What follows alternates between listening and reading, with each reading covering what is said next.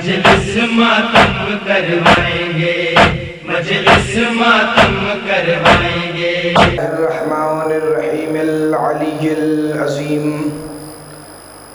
الحمدللہ الذی جعلنا من المتمسکین بولایت امیر المؤمنین، الحمدللہ الذی ہدانا لہذا وما کنا لنہتدی لولا ان ہدانا اللہ لقد جاءت رسل ربنا بالحق، مولانا و مولا الثقلین جد الحسن والحسین مولانا ابی القاسم محمد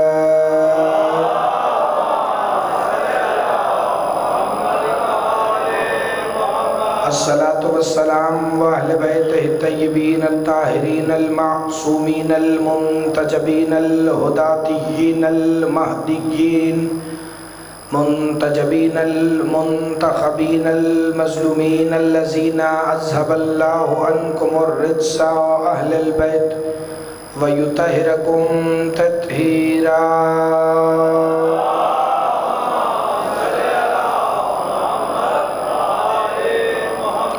قال سبحانہ وتعالی فی کلامہ المجید و محکم خطابہ الحمید و قولہ الحق، بسم اللہ الرحمن الرحیم وما ینطق عن الہوی ان هو الا وحی یوحی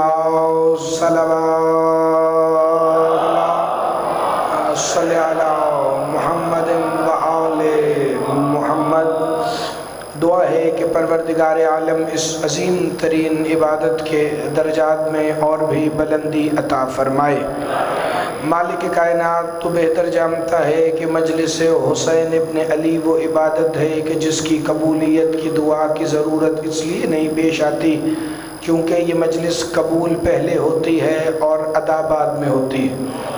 خالق کائنات آل محمد کی عزت اور عظمت کے صدقے میں خادمین فرش عزا بانی مجلس کے عزت، رزق، جان، مال، ایمان اور خصوصاً عقیدہ ولایت امیر المومنین میں بے حساب برکتیں عطا فرما۔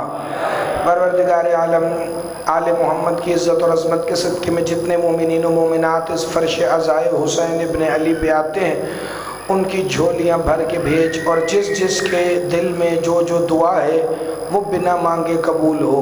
پروردگار عالم آل محمد کی عزت اور عظمت کے صدقے میں اس دعاؤں کی یہی ایک ہی دعا ہے کہ اس شہنشاہ معظم کا ظہور جلد ہو جو شریک القرآن ہے، جو خلیفۃ الرحمن ہے، جو امام الانس والجان ہے، جو صاحب العصر والزمان ہے، وہ جو ایک ہی وقت مصطفیٰ بھی ہیں، جو ایک ہی وقت مرتضیٰ بھی ہیں، جو مجتبیٰ بھی ہیں، جو سیدہ بھی ہیں، جو سید الشہداء بھی ہیں، وہ حقیقت کلنا محمد شہنشاہ جنہیں ہم امام زمانہ کہتے ہیں، وہ تشریف لائیں اور خانہ کعبہ کی چھت پر کھڑے ہو کر زیر سایہ علم حضرت ابی الفضل العباس یہ ارشاد فرمائیں کہ اشہد ان امیر المؤمنین علی ولی اللہ، تاکہ دنیا کے ہر منکر ولایت کو یہ پتہ چل جائے کہ جیسے علی آدم سے پہلے واجب تھا ویسے ہی قیامت کے بعد بھی واجب ہے۔ بآواز بلند صلوات کی تلاوت فرمائیں۔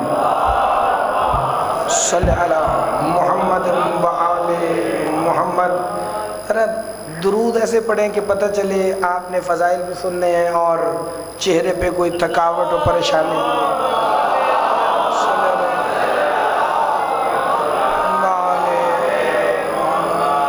یہ جو بندے باہر کھڑے ہوتے ہیں نا، یہ ویسے ہی بزرگوں کی تو مجبوری ہوتی ہے بیٹھنا، یہ جو بندے ویسے ہی باہر کھڑے ہوتے ہیں تو اس میں دو ہی چیزیں ہوتی ہیں زین شاہ جی۔ ایک تو ان بندوں نے شوز یا بوٹ ایسے پہنے ہوئے ہیں کہ جو اتر نہیں سکتے، جسے اتارنے میں بڑی تکلیف ہوتی ہے، اور دوسری بات یہ ہے کہ وہ امام حسین چاہتے ہیں کہ وہ باہر ہی کھڑے ہو کے سنیں، امام بارگاہ کے اندر آئے نا۔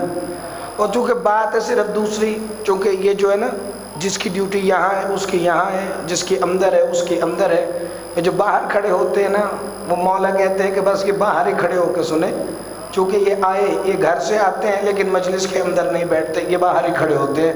تو وہ جو باہر کھڑے ہیں ان کی بھی صحت و سلامتی کے لیے ایک دفعہ درود کی تلاوت فرما دیں آپ۔ اللہ صلی علی محمد و آل محمد۔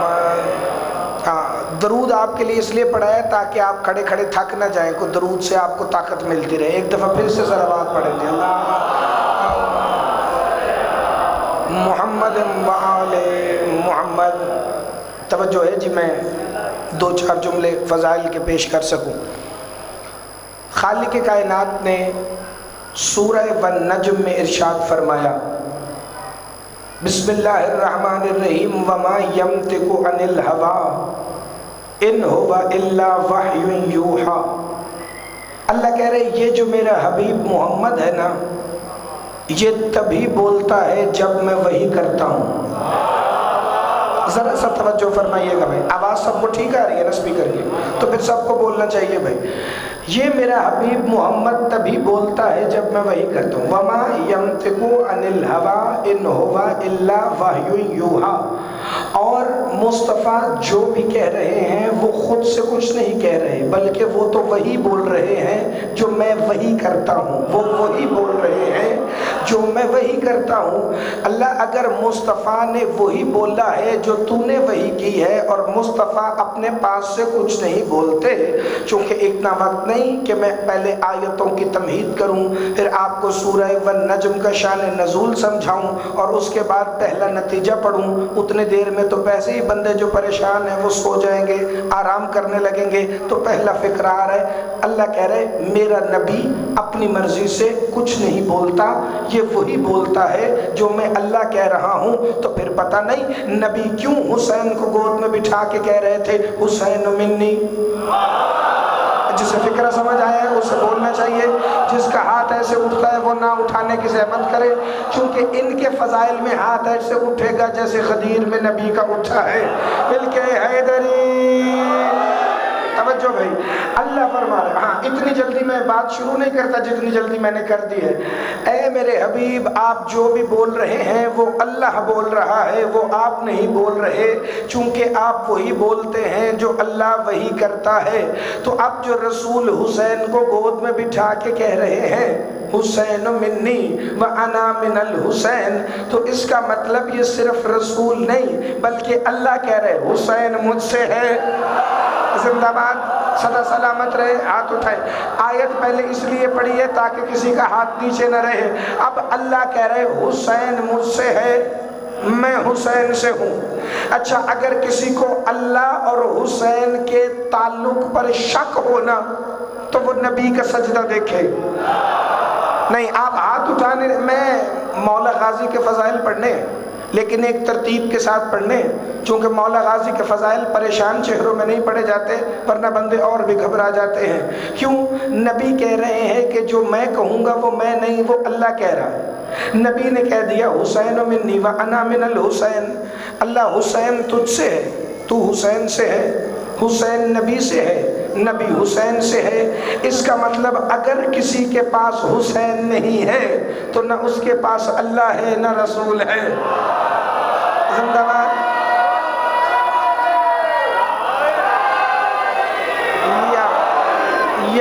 یا علی، آباد رہیں بھائی، سدا سلامت رہیں۔ اگر کسی کے پاس حسین نہیں ہے تو اس کا مطلب نہ اس کے پاس اللہ ہے نہ اس کے پاس رسول ہے، چونکہ رسول نے سجدے میں جا کر پشت پر حسین کو لا کر بتایا کہ حسین ہی ہے جو مجھ سے ہے، اور اللہ نے بھی حسین کو سجدے سے نہ اٹھا کر بتایا کہ مجھے سجدوں سے بھی پیارا ہے حسین۔ جسے پتہ ہے اسے پتہ ہے، جسے نہیں پتا میں بتا دیتا ہوں۔ یہ مسجد نبوی بھری ہوئی تھی، نبی اکرم نماز پڑھا رہے تھے، پیچھے صحابہ کی صفیں قطار اندر قطار، آگے سینئر صحابہ، اس سے پیچھے جونیئر، اس سے پیچھے اور جونیئر، سب سے پیچھے وہ جنہوں نے ایک دن پہلے کلمہ پڑھا۔ تو یہ سارے نئے نئے مسلمان اپنی ترتیب کے اعتبار سے صفوں میں کھڑے۔ آ گئے میرے مولا حسین، ظاہری بچپن، اس کا بچپن کہ جس کے بچپن میں بھی اسلام کی جوانی چھپی ہوئی ہے۔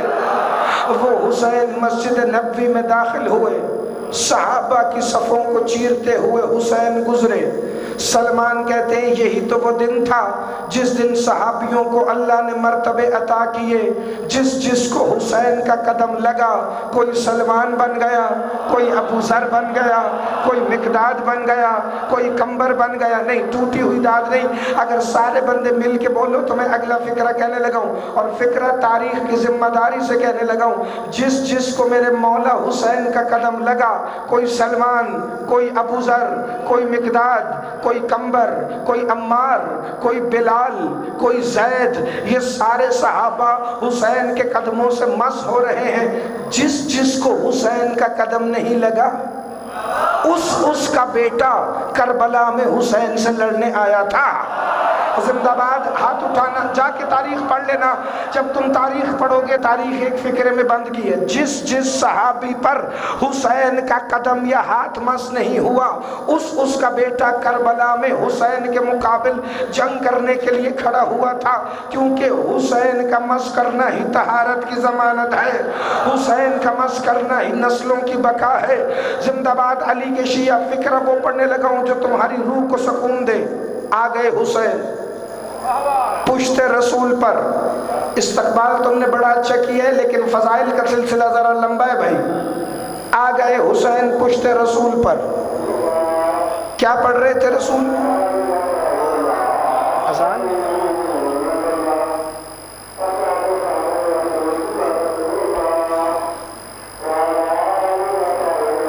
اذان ہو رہی تھی، اس لیے روکی کہ آپ کو میری آواز سمجھ نہیں آنی تھی، ورنہ جس کا اسم لیا جا رہا ہے وہ آذان کی روح ہے۔ آذان شروع ہی حسین کے بیٹے کے اسم سے ہوتی ہے، جب تک اکبر کا نام نہ آئے آذان ہی نہیں۔ مل کے حیدری، توجہ میری طرف رکھنا پہ۔ اگر رسول کی پشت پر آ گئے مولا حسین، ہاں اتنی مشکل سے جگایا تھا، آپ بھی کہہ رہے ہوں گے اچھا خاصا جاگے تھے پھر نیند آ گئی، لیکن کوئی بات نہیں، ابھی آپ پھر جاگ جائیں گے، پہلا فکر ہی وہ آنے لگا ہے۔ کیا پڑھنا تھا رسول نے سجدے میں؟ سبحان ربی اللہ و بحمدہ۔ پھر سب نے سنا ہے، ایک دفعہ کی تسبیح 3 دفعہ، 3 کی 7، 7 کی 70 دفعہ پڑھی گئی۔ جب 70 دفعہ تسبیح پڑھ لی نا رسول نے سجدے میں، تو پھر ایک دفعہ رسول نے اللہ کو آواز دے کے کہا حسین۔ آپ زیادہ حیران ہو جائیں، سجدہ کیا ہے؟ نماز کی معراج ہے سجدہ۔ نبی اور اس کے خدا کی نجی گفتگو ہو رہی ہے سجدے میں۔ سجدے میں آپ ادھر ادھر تو باتیں نہیں کرتے نا، اللہ سے بات کرتے ہیں نا، اللہ کے عام سے بندے ہیں۔ تو یہ جو سجدے میں ہے یہ عام عبد نہیں، یہ عبد ہو ہے۔ تو وہ اللہ کو جب تسبیح سنا رہے تو جیسے اللہ محمد کی سنتا ہے ویسے اور کسی کی نہیں سنتا، اور جیسے یہ اس کو سنا رہا ہے ویسے کسی کو نہیں سناتا۔ تو اب اللہ اور رسول جب آپس میں سجدے میں تسبیح یہ پڑھ رہے ہیں، وہ سن رہا ہے۔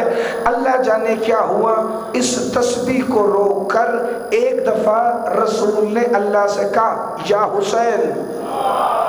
نہ جاگو تو میں اگلا فقرہ پڑھ دوں۔ اللہ نے آواز دے کے کہا بیٹھا رہنے دے حسین۔ یہ کہہ رہے تھے آ گیا ہے حسین، اللہ کہہ رہا تھا بیٹھا رہنے دے حسین۔ تو ابھی تک جو تسبیح چل رہی تھی نا سبحان ربی اللہ و بحمدہ، وہ تبدیل ہو گئی یا حسین میں۔ رسول کہہ رہے تھے یا حسین، وہ کہہ رہا تھا یا حسین۔ یہ کہہ رہے تھے یا حسین، وہ کہہ رہا تھا یا حسین۔ رسول کہہ رہے تھے آ گیا ہے حسین، وہ کہہ رہا تھا بیٹھا رہنے دے حسین۔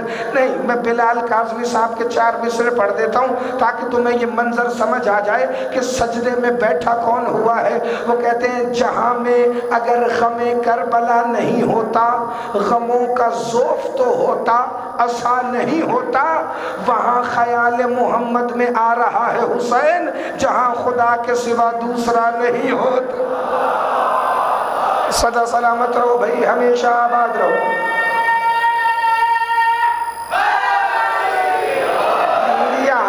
بس یہ میں نے فکرے پڑھے ہیں تمہید میں نے فضائل ذہن شجی ابھی شروع کیا نہیں، چونکہ بندوں کی توجہ ابھی اس طرح نہیں ہوئی جیسے میں چاہتا ہوں۔ تمہید میں نے اس لیے کی ہے تاکہ تمہیں پتہ چل جائے کہ مصطفیٰ کون ہے، پھر تمہیں پتہ چل جائے کہ حسین کون ہے۔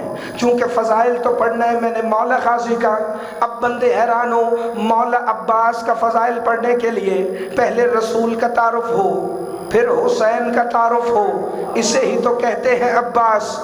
پہلے 14 کا ذکر ہو پھر عباس کا نام آئے۔ زندہ باد، ہاتھ اٹھانا، خیرات مانگنا جسے اللہ نے توفیق دی ہو بھائی۔ یہی تو وجہ ہے کہ پنجتن کا نتیجہ ہے عباس، 14 کا مرکب ہے عباس۔ فکرہ پڑھ دوں، مجھے نہیں پتا فاروق آباد میں اس فکرے کی سمجھ آئے کہ نہ آئے، لیکن میں پڑھنے لگا ہوں۔ جب ابو طالب کے بیٹوں کی کثرت وحدت میں ڈھل جائے تو اسے عباس کہتے ہیں۔ جسے سمجھا ہے وہ آباد رہے بھائی۔ جب ابو طالب کے بیٹوں کی کثرت ایک وحدت میں ڈھل جائے تو اسے ابو الفضل العباس کہتے ہیں۔ ابو طالب کے سارے بیٹوں میں جو جو خوبیاں تھیں وہ ساری جمع ہو کر اس بادشاہ میں آئیں جسے علموں والا عباس کہتے ہیں۔ میں شروع میں ہی تعارف کا ایک فکرہ پڑھ دوں تاکہ آپ کو گھبراہٹ نہ ہو۔ بندے نے مولا رضا شہنشاہ سے پوچھا، اے میرے مولا یہ عباس کا علم ہے کیا؟ امام نے فرمایا سنو، اگر تو پہلے فکرے سنے ہوں تو پھر آپ نے نہیں بولنا، تو اگر آپ سنے پہلی دفعہ تو پھر اتنا بولنا ہے جتنی آپ کو علم سے عقیدت ہے۔ امام فرماتے ہیں مولا عباس کا علم اٹھانا، اسے چومنا اور اسے سینے سے لگانا حسین کے بیٹوں کے لیے شرف ہے۔ یا تو آپ کو آواز نہیں آ رہی تو یا پھر مجھے آپ کی آواز نہیں پہنچ رہی۔ مولا عباس کا علم اٹھانا، اسے چومنا اور مولا عباس کا علم سینے سے لگانا حسین کے بیٹوں کے لیے شرف ہے۔ یہ علم کی عزت پہ سائل نہیں تڑپ کے کہتا ہے مولا آپ امام ہیں، آپ مولا ہیں، آپ وارث دستار رسول ہیں۔ آپ نے ایک حدیث میں 3 دفعہ کہا مولا عباس، زندہ باد مولا عباس، مولا عباس۔ امام نے فرمایا نا مولا عباس کا علم اٹھانا، مولا عباس کا علم چومنا، مولا عباس کا علم سینے سے لگانا حسین کے بیٹوں کے لیے شرف ہے۔ کہ مولا آپ تو مولا ہے، امام ہے، وارث دستار رسول ہے، آپ یہ بھی تو کہہ سکتے تھے نا غازی عباس کا علم اٹھانا، علم بردار حسین کا علم اٹھانا۔ آپ یہ کیوں کہہ رہے ہیں مولا عباس، مولا عباس، مولا عباس؟ مولوی کا منہ ٹوٹ جائے گا جو عباس کو معصوم نہیں مانتا۔ امام رضا فرماتے ہیں سنو، ساری زندگی غازی نے حسین کو اتنی دفعہ مولا کہا ہے کہ اب قیامت تک حسین کے بیٹے عباس کو مولا کہیں گے۔ حسین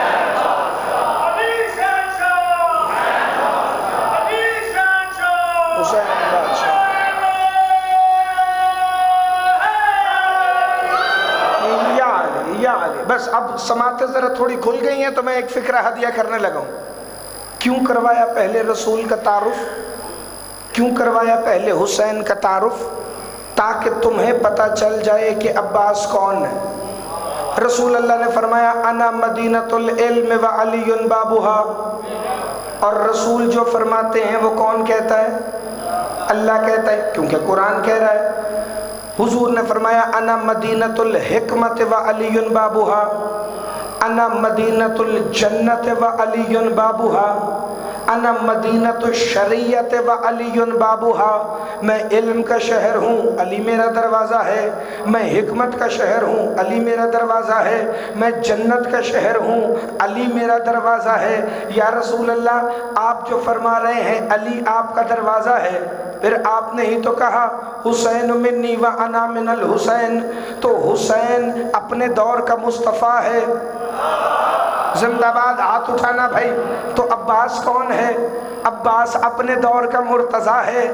تو کچھ تو حسین نے فرمایا ہوگا نا عباس کے بارے میں۔ میں نے کتاب میں ایک حدیث پڑھی اپنے مولا حسین کی، جسے فکر سمجھ آ گیا اس کا چہرہ مرجھایا نہیں رہے گا۔ جیسے رسول نے فرمایا تھا نا، انا مدینۃ العلم وعلی بابوہا۔ حسین عباس کا چہرہ دیکھ کے کہتے ہیں انا مدینۃ الرحمت الہیہ وعباس بابوہا۔ زندہ باد زندہ باد زندہ باد۔ حسین فرماتے ہیں میں رحمت الہی کا شہر ہوں اور عباس میرا دروازہ ہے۔ یعنی اللہ کی رحمت اگر حسین سے لینی ہو تو رستہ وہ ہوگا جسے ابو الفضل العباس کہتے ہیں، چونکہ عباس کی اجازت کے بغیر حسین نہیں ملتا، جیسے علی کی اجازت کے بغیر محمد نہیں ملتا۔ شہر میں جانا ہو تو دروازے سے آؤ گے، رسول کا دروازہ علی ہے، حسین کا دروازہ مولا عباس ہے۔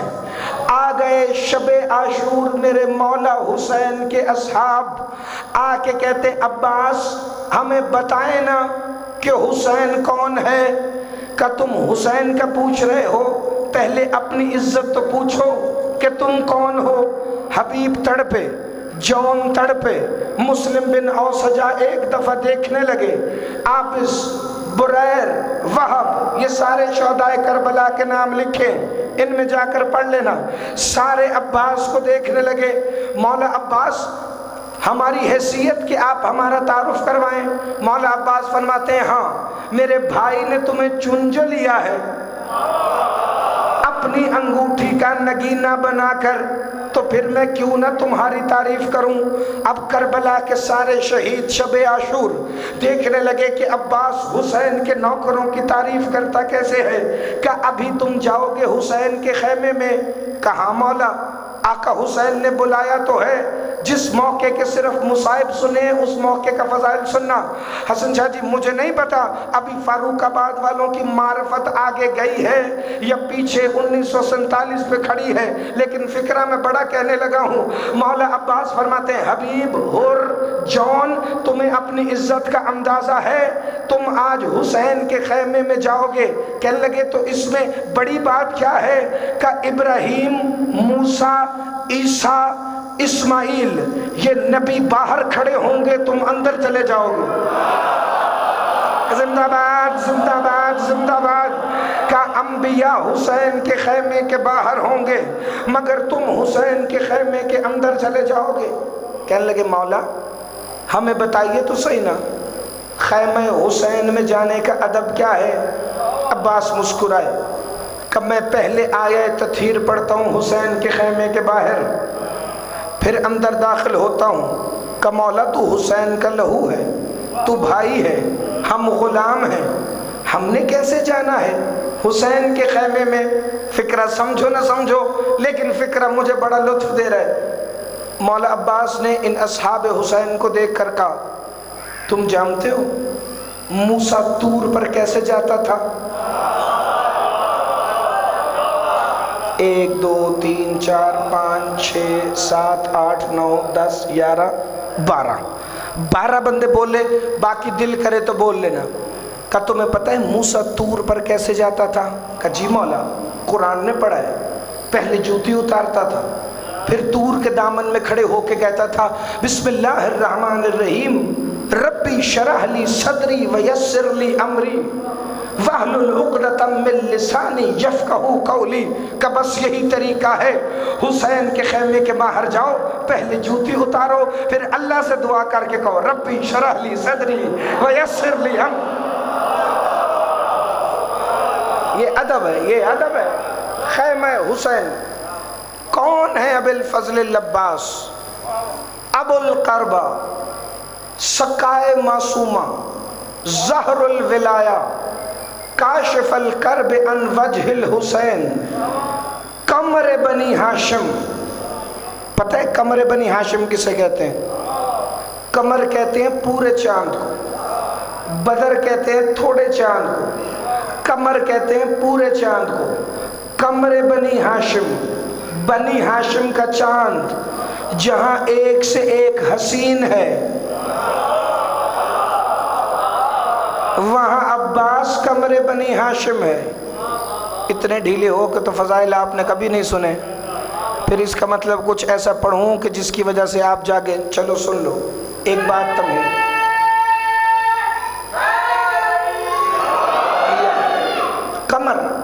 قمر کسے کہتے ہیں؟ پورے چاند۔ سرکار ہاشم رسول اللہ کے پردادا، ان کا لقب تھا قمر مکہ۔ آپ واہ نہ بھی کریں تو لقب تھا قمر مکہ۔ سرکار عبد المطلب لقب تھا قمر قریش۔ حضرت عبداللہ بن عبد المطلب رسول اللہ کے پاک بابا، ان کا لقب تھا قمر حرم، حرم کا قمر۔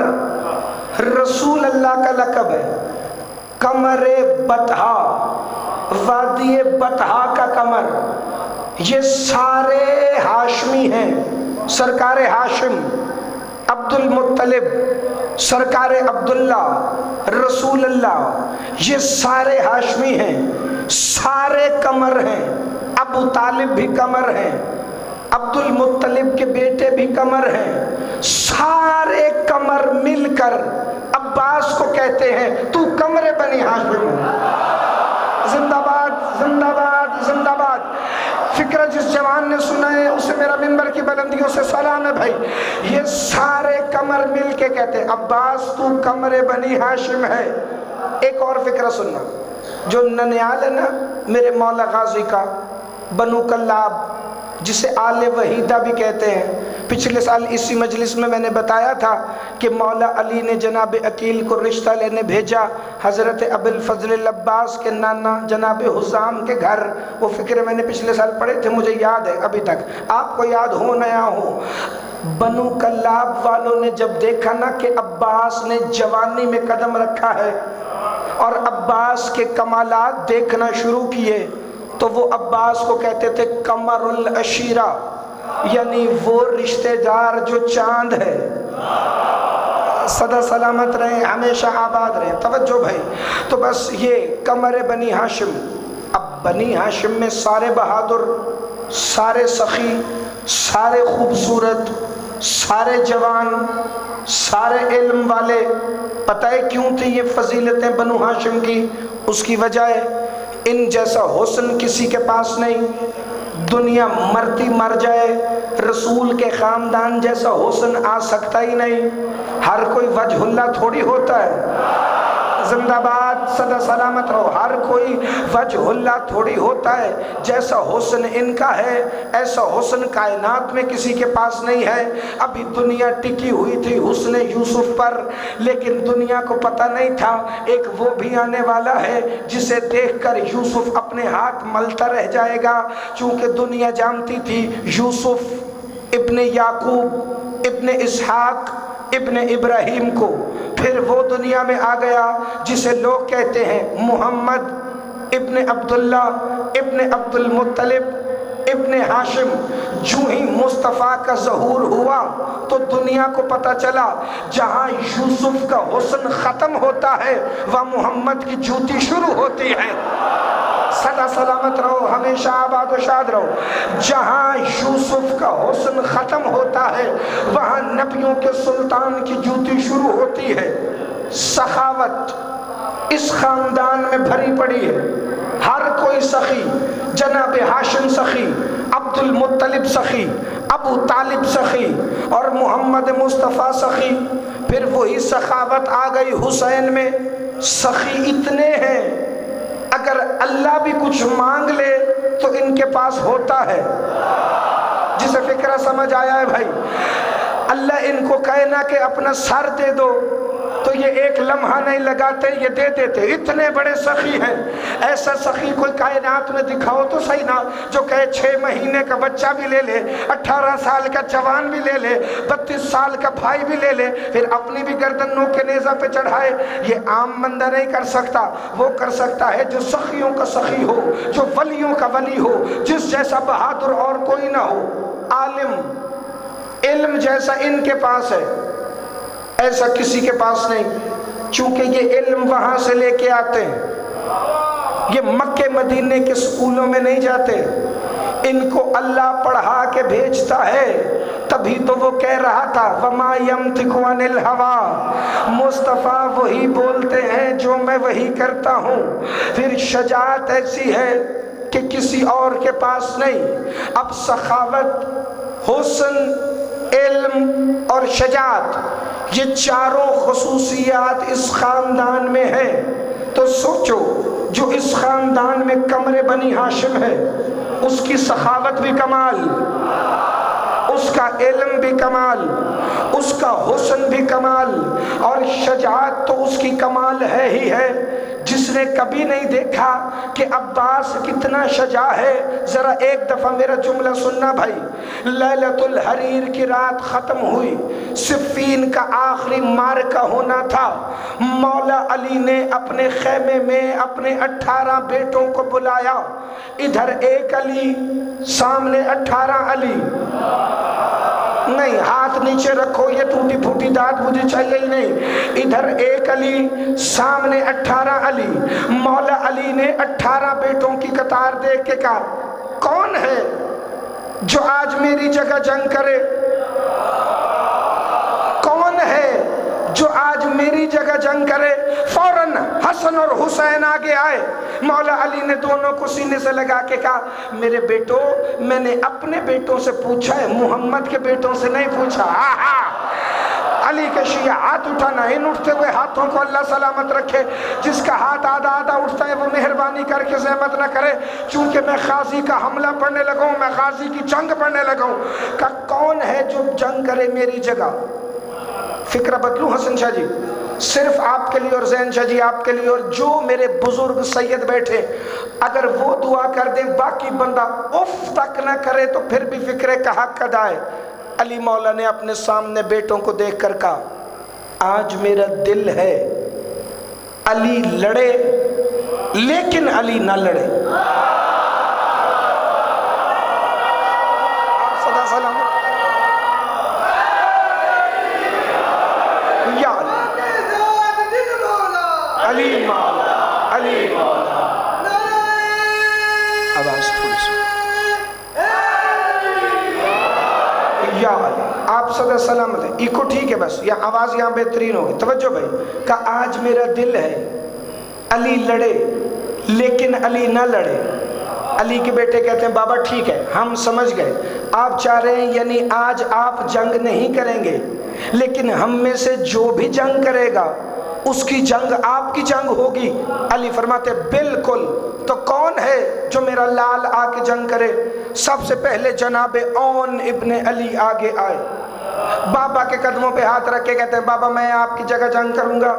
علی نے پیشانی چوم کے کہا بیٹا اون بتائیے آپ نے جنگ کیسے کرنی ہے؟ کہا بابا آپ کی تلوار لے کے جاؤں گا، آپ کا گھوڑا لے کے جاؤں گا، نیزہ جو ہاتھ میں ہوگا وہ دادا ابو طالب کا ہوگا، میں فجر کے بعد حملہ شروع کروں گا، 2.25 لاکھ ہندا کے بیٹے کے لشکری ہیں، میں منع سے گھسوں گا، قلب لشکر میں اتروں گا، میں سرا سے نکلوں گا، مقدمۃ الجیش خود بخود مارا جائے گا۔ بابا 2.25 لاکھ کو اکیلا مار کے مغرب کی نماز تیرے قدموں میں پڑھوں گا۔ زندہ باد، ہاتھ اٹھانا۔ ابھی غازی کا ذکر نہیں آیا بھائی۔ جعفر ابن علی آگے آئے، جی بیٹا جعفر آپ کب تک جنگ کریں گے؟ کہ بابا صرف آپ کی تلوار چاہیے، آپ کا گھوڑا چاہیے، نیزہ مجھے نہیں چاہیے، فجر کے بعد حملہ شروع کروں گا، میں منع میں گھسوں گا، قلب لشکر کو ماروں گا، میں سرا سے نکلوں گا۔ بابا 2.25 لاکھ کو مار کر ظہر کے وقت میں تیرے قدموں میں آ جاؤں گا۔ علی نے کہا نہیں، آج ہے صفین کا آخری دن، آج حملہ اتنا تیز ہو کہ دنیا بدر بھی بھول جائے، دنیا احد بھی بھول جائے، دنیا خیبر بھی بھول جائے، دنیا خندق بھی بھول جائے، جسے ابھی فکرہ سمجھ نہیں آیا، زینشا جی دنیا ہم سے پوچھتی ہے، دنیا کہ علی نے جب بدر میں تلوار نکالی، احد میں تلوار نکالی، خندق و خیبر و حنین میں علی لڑے، غزوہ بنو قریظہ میں علی لڑے، غزوہ بنو نزیر میں علی لڑے، جنگ ذات السلاسل میں علی لڑے، جنگ کسر الذہب میں علی لڑے، تو پھر علی نے 25 سال مدینے میں تلوار کیوں نہیں نکالی؟ کہنے لگے علی مدینے میں بھی تو تلوار نکال سکتے تھے، علی مدینے میں بھی تو اپنا حق لے سکتے تھے، تو کیوں علی نے رسول کے بعد مدینے میں تلوار نہیں نکالی؟ میں نے کہا اس لیے کہ بدر میں ابو جہل آ کے کہہ رہا تھا مجھ سے بڑا پہلوان کوئی نہیں، خندق میں عبد ود کہہ رہا تھا کہ مجھ سے بڑا پہلوان کوئی نہیں، خیبر میں مرحب کہہ رہا تھا مجھ سے بڑا پہلوان کوئی نہیں، مدینے میں بھی کوئی کہتا؟ آہا ہاتھ اٹھانا، خیرات مانگنا، جسے فکرہ سمجھ آیا ہے بھائی۔ اب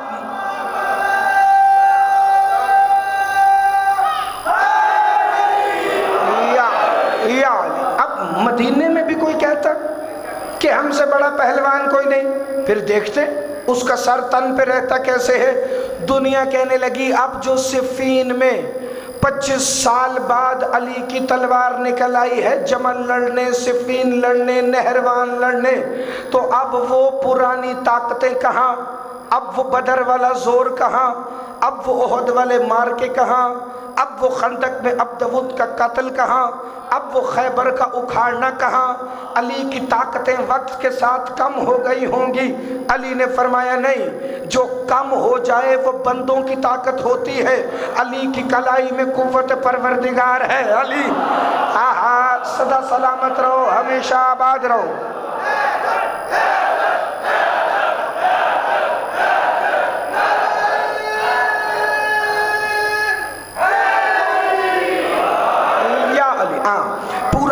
پورا 35 منٹ لگے ہیں تمہیں جگانے میں، اب سونا نہیں ہے بھائی۔ کہ قوت پروردگار یہ کم نہیں ہوگی۔ علی فرماتے ہیں آج مجھے جلدی ہے، کون جلد از جلد حملہ کرے گا؟ یا 18 بھائیوں کی صفوں کو چیرتا ہوا 14 سال کا علی، جسے 14 سال کی عمر میں علی کی زرہ پوری ہو، اس شہنشاہ کو علموں والا عباس کہتے ہیں۔ یا بابا کے پاس آ کے قدموں پہ ہاتھ رکھ کے کہتا ہے جی بابا حکم کا، عباس تجھے بھی پتہ ہے مجھے بھی پتہ ہے یہ صفین سجی ہی تیرے لیے ہے، چونکہ عباس یہ تیری پہلی جنگ بھی صفین ہے، تیری آخری جنگ بھی صفین ہے، غازی اس کے بعد پھر تو نے اب کربلا میں بھی تو لڑنا نہیں، آج غازی لڑو گے کیسے؟ جتنے میرے بزرگ بیٹھے ہیں جملے پہ تمہاری توجہ ہو گئی، نسلوں کو سنانا تاکہ نسلیں بھی بہادر پیدا ہوں۔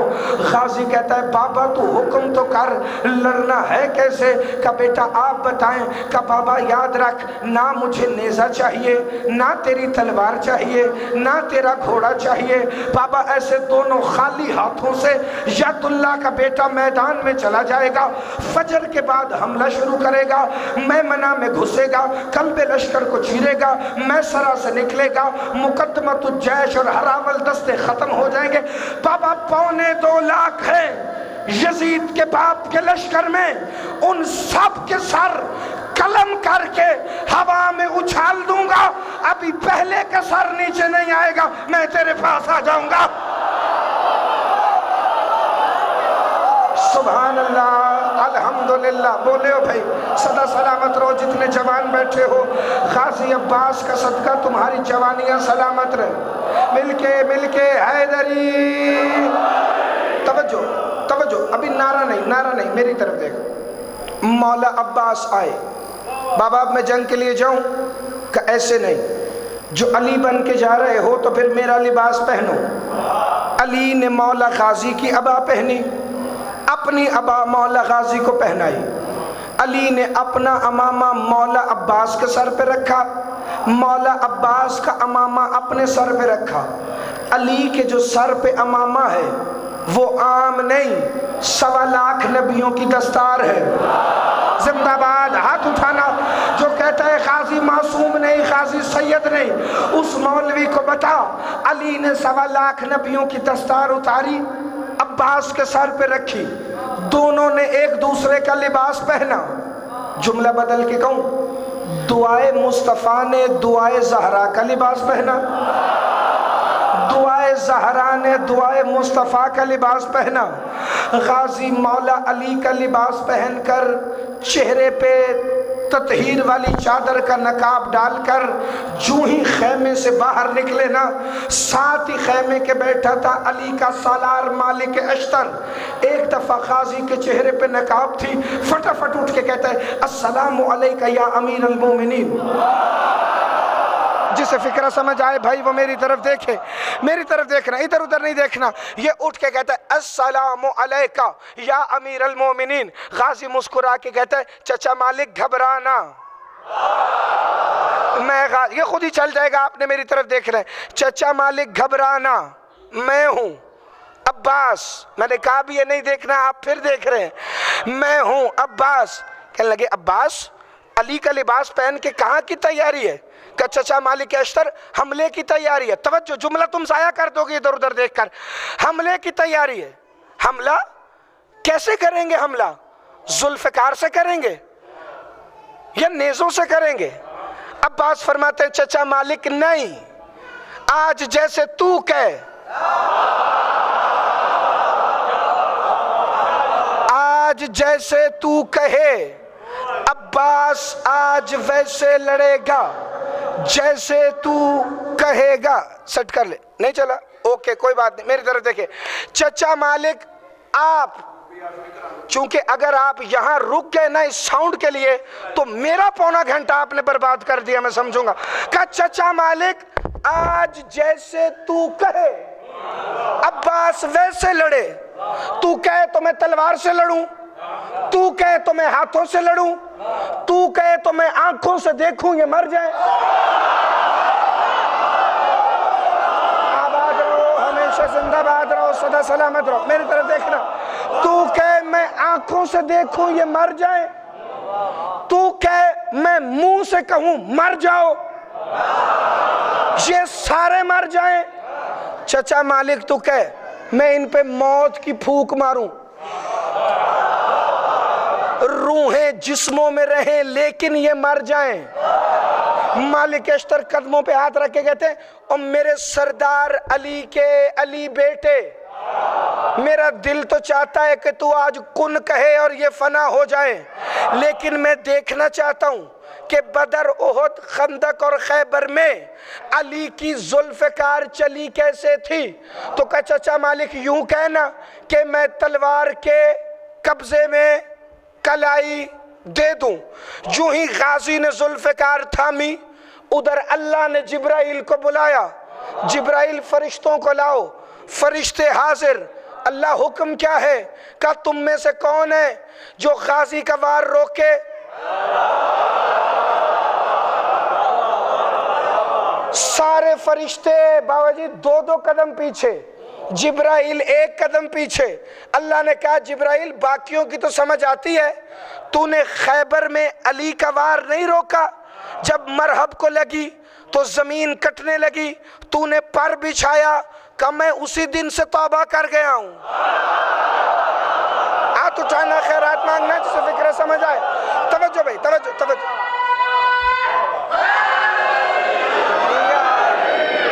तवज्जो भाई, आवाज बाहर वालों को आ रही है ना? आ रही है आवाज? तवज्जो भाई, मेरी तरफ देख रहे। ये सही हो भी गया तो इसमें पढ़ने का मुझे फायदा कोई नहीं, पता है क्यों? चूंकि इसमें पढ़ूंगा ना तो बाकी 3 मील से फिर मेरे हिस्से की और कोई नहीं पढ़ेगा, चूंकि ये गला सारा खींच लेगा। तो मैंने जितनी देर भी पढ़ना है 5 मिनट या 7 मिनट, अगर लाइट नहीं आती तो मैं इसके बगैर पढ़ूंगा, इसलिए आप जहमत ना कीजिएगा इसको चलाने की।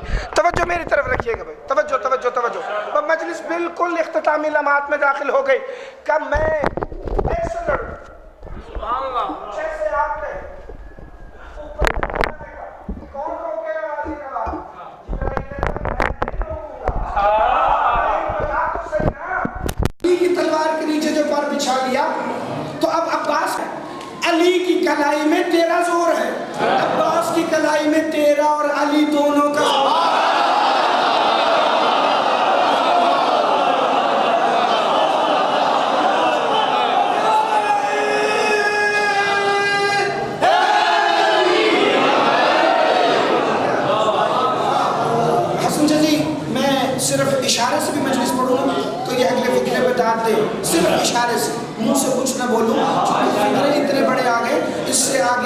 جنگ کا فضائل کائنات میں ہے ہی کوئی نہیں. مولا عباس آخری فکر تلوار لے کر حملہ شروع کیا.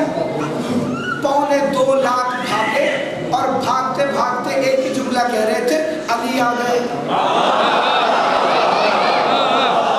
علی آ گئے, علی آ گئے. ایک بندہ آ گیا میرے بادشاہ غازی کی تلوار کے نیچے, کہنے لگا یا علی معاف کر. پتہ ہے کیوں؟ چونکہ غازی نے اوڑھا ہوا تھا چادر تطہیر کا نقاب. یا علی معاف کر, یا علی معاف کر. عباس نے کہا جاؤ. یہ اٹھنے لگا, پھر بلایا, نیچے گرا کے کہا کیا کہا ہے؟ کہ یا علی معافی, یا علی معافی, یا علی معافی. پھر کہ آج بار آج پہلی دفعہ کسی منکر نے علی, چونکہ دنیا جانتی ہے کہ عباس شبیہ علی, تبھی تو مسلمانوں نے سارے بدلے لیے ہیں عباس. بدر سے لے کے صفین تک کی ساری جنگوں کا بدلہ عباس نے اتارا. اسی لیے تو مقتل کہتا ہے صرف غازی کے بازو نہیں کٹے, انہوں نے مولا غازی کے پاؤں بھی کاٹے, انہوں نے غازی کے بدن کے کتنے ٹکڑے کیے. میں ایک فکرہ پڑھوں گا جو ماتمی ہے, اسے سمجھ آ جائے گا, دلیل کی ضرورت نہیں. رو رو کے زائرین پوچھتے تھے مہدی بحر العلوم سے وجہ کیا ہے؟ اگر عباس کا قد اتنا لمبا تھا تو قبر علی اصغر قبر ایسی ہے جیسے حسین کے اصغر. میں نے سہمت نہ کریں چونکہ مصائب میں بڑی تکلیف ہوگی. فضائل تو جیسے تیسے کر کے ہو جاتا ہے لیکن مصائب میں بڑی زحمت ہوگی. اب آپ نے دیکھ رہے میری طرف, چونکہ برآمدگی علم پاک کی صرف 2 فکریں پڑھنے ہیں اور یہ غم ایسا ہے کہ یہ دلوں میں بستا ہے. اس کے لیے آوازوں کی ضرورت نہیں, اس کے لیے سماعتوں کی ضرورت نہیں. یہ غم جس کے دل میں ہے اس کی ہائے نکل جائے گی.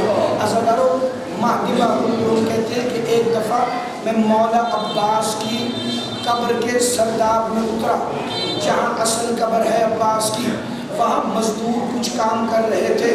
میں نے دیکھا مزدور کام تو کر رہے ہیں لیکن سرداب کی دیواروں پر خون کے نشان ہیں. میں نے دیکھا مزدوروں کی پیشانیاں زخمی ہیں. میں نے کہا تمہیں ہوا کیا؟ تم مزدوری کرنے آئے ہو یا زخمی ہونے آئے ہو؟ یہ جگہ تو اتنی تنگ نہیں کہ جہاں تمہارے سر ٹکرائیں. رو کے کہتے ہم جگہ کی وجہ سے سر زخمی کر کے نہیں بیٹھے. کہنے لگے تمہارے سر زخمی کیوں؟ ایک دفعہ مزدور رو کے کہتے ہیں مہدی بحر العلوم ہم نے تمہاری ہی مجلس میں سنا تھا کہ عباس کا قد اتنا لمبا ہے کہ جب وہ گھوڑے پہ بیٹھے تو زانو گھوڑے کے کانوں کے برابر آتے ہیں. ہمیں یہ تو بتانا کہ عباس کی اتنی چھوٹی سی قبر کیوں ہے, یہ غازی کی قبر اتنی چھوٹی کیوں ہے؟ یا رو کے مہدی بحر العلوم کہتے ہیں تمہیں اگر حقیقت بتا دوں تو تم مر جاؤ گے. کہتے تجھے غازی کا واسطہ, مرتے ہیں تو مر جائیں لیکن حقیقت آج بتا کہ جب غازی نے زین چھوڑ دی تھی نا, 4000 بے غیرت تیر لے کے اوپر کھڑا تھا, ایک ایک تیر مارتے تھے پھر ہاتھوں سے نکالتے تھے. عباس کے گوشت کے ٹکڑے ہوا میں بلند ہوتے تھے. جب آیا نا 13 محرم کو سجاد دفن کرنے کے لیے تو لوگ کہتے ہمیں لاشوں کے ٹکڑے نہیں مل رہے. یا سجاد نے آواز دے کے کہا بابا حسین 9 ٹکڑوں سے آواز آئی, سجاد میں یہاں ہوں. کہا چچا غازی 16 ٹکڑوں سے آواز آئی. سجاد سارے مل کے باتوں کرنا, سارے مل کے باتوں کرنا تاکہ میں 2 منٹ کا مصائب اور پڑھ لوں, اس کے بعد علم پاک برآمد ہو جائے. اگر تم ماحول سے بے نیاز نہیں ہوگے تو تمہیں کبھی بھی آنکھ میں آنسو نہیں آ سکتا. چونکہ جب مجھے اس سے فرق نہیں پڑ رہا تو تمہیں بھی نہیں پڑھنا چاہیے. توجہ بھائی. یا ایک دفعہ میرے مولا غازی نکلے خیموں سے, چونکہ جنگ کرنے کی اجازت تو تھی نہیں, پانی لانے کی اجازت تھی. سب جانتے ہو نا پانی بھرنے کے لیے دریا میں گیا. جتنے سید بیٹھے ہو, چمڑے کا مشکیزہ 3 محرم سے اتنا خشک ہو گیا تھا کہ اب جب تک پانی میں نہیں ڈبونا تھا مشکیزے کا منہ نہیں کھلنا تھا. یوں ہاتھ کر کے مشکیزہ پانی میں ڈبویا میرے مولا عباس نے. ہاتھ پہ پانی لگا, لوہے کی گرم زرہ پر ہاتھ صاف کر کے کہتا ہے ماں ام البنین معاف کرنا, سکینہ پیاسی ہے لیکن میرے ہاتھوں پہ پانی لگ گیا ہے. سارے باتوں کرنا فکر و اختلاف ہے. سارے جانتے ہو مشکیزے میں تیر لگا. اور میں کہتے ہیں تیر صرف مشکیزے میں نہیں بلکہ عباس کے سینے میں لگا. جو ہی تیر لگا نا سینے میں، مشک کا پانی اور سینے کا لہو مل کر گھوڑے کی رکابوں پہ بہنے لگے. کہ ایک بے غیرت آیا، اس نے عباس کا ایک بازو کاٹا، دوسرے نے دوسرا بازو کاٹا. اسی وقت ایک بے غیرت نے آنکھ میں تیر مارا، جس کے بازو نہیں تھے اللہ جانے وہ تیر کیسے نکالتا. عباس گھٹنوں تک جھکے تاکہ گھٹنوں میں پھنسا کر سر کو جھٹکا دے. ابھی سر جھکایا تھا کہ حکیم بن طفیل نے عباس کے سر پہ گرز مارا. 4 ٹکڑوں میں سر تقسیم ہو گیا. رو کے کہتے سکینہ معاف کرنا، میں پانی نہیں لا سکا. ماتم عباس جائیں گے مجلس ماتم کروائیں گے.